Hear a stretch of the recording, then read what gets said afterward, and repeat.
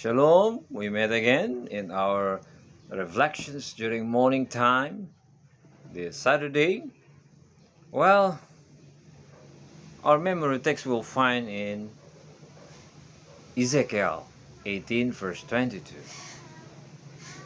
None of the offenses he has committed will be remembered against him because of the righteous things he has done. He will live. Ladies and gentlemen, I will talk about the Jacob trials. During the time he held tightly the angel, the time that with the tears, this messenger of God has a purpose to test Jacob's faith, include remind him about the iniquity he ever done. He has done many times. And this angel tried to release him, but he never released. The Jacob recognized, or the Jacob knows, that God merciful, then surrender to the mercy of God. For he confessed the sins and woe, while begging, set him free. As Jacob looked back of what he has done before, he almost desperate in Jacob, but then still hold tightly the angel. It will also happen to us. In the future, we might face it in the last day event.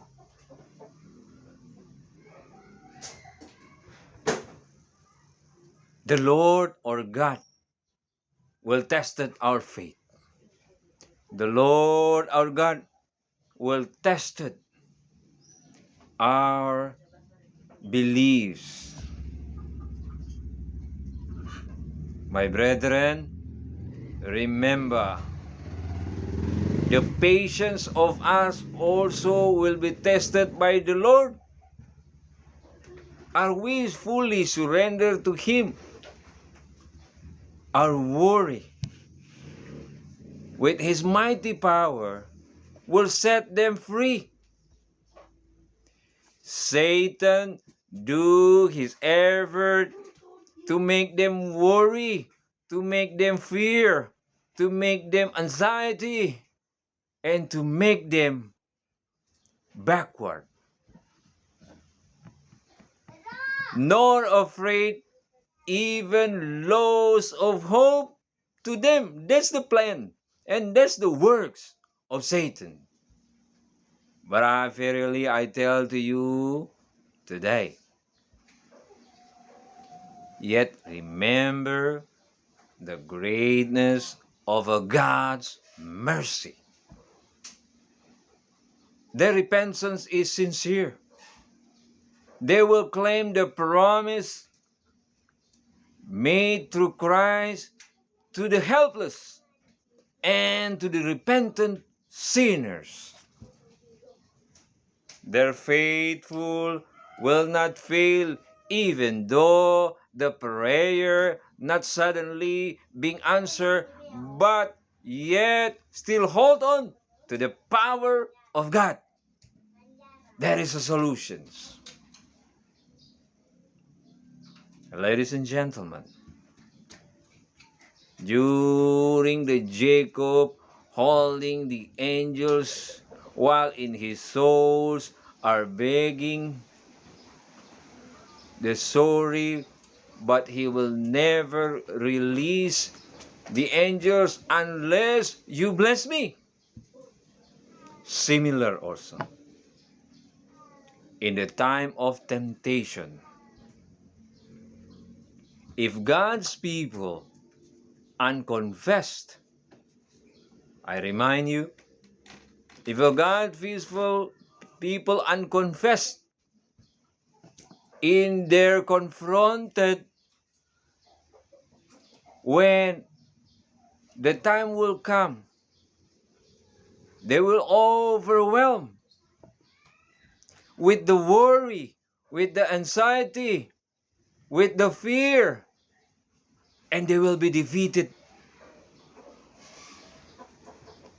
Yet, praise the Lord, there is a God that they will be filled with the power of the Lord when they know and realize the unworthiness in their life. This is the time the hidden sins will be gone.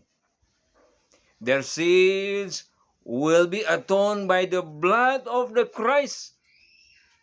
And that is the power that we're waiting for during the last event. The sacrificial blood of the Christ will make us, will never be the same again.